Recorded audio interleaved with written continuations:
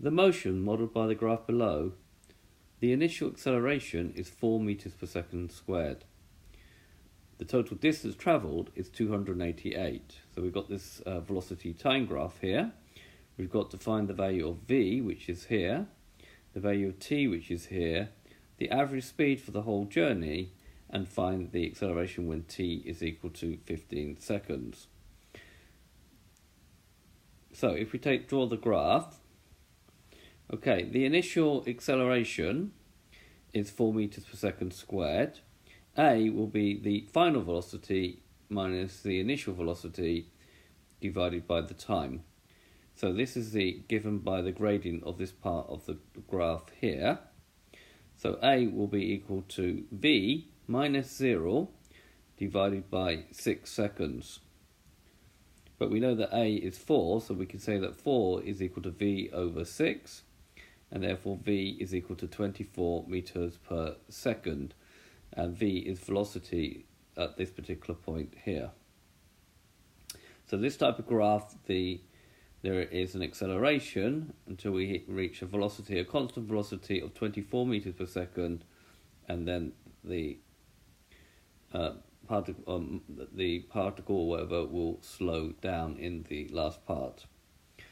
Okay, the total distance travelled is 288 meters. Now, the total distance on a velocity time graph is given by the area underneath the graph.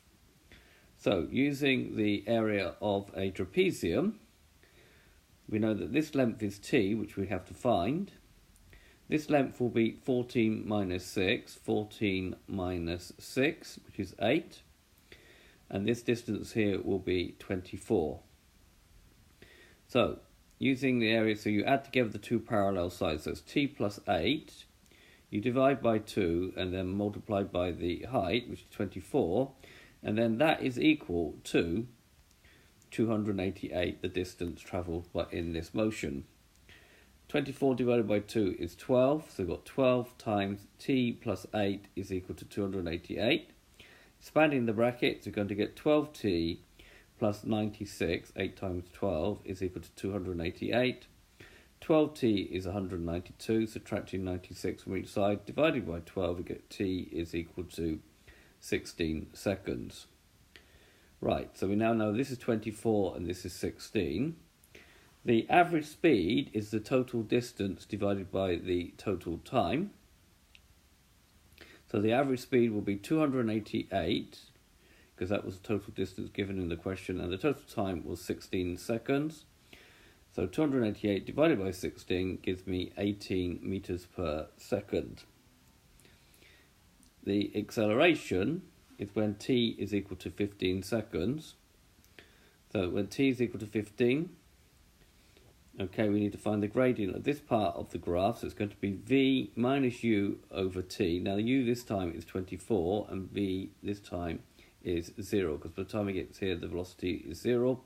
At this particular point the velocity is 24. So we're going to do 0 minus 24 over the time between 14 and 16, which is 2 seconds, which is 24 over 2, which gives me an answer of minus 12 meters per second squared. So this has been a video to show you how to use the properties of a velocity time graph to calculate a velocity and a time, and then average speed and acceleration at a certain point. I hope you've understood, and I thank you very much for watching.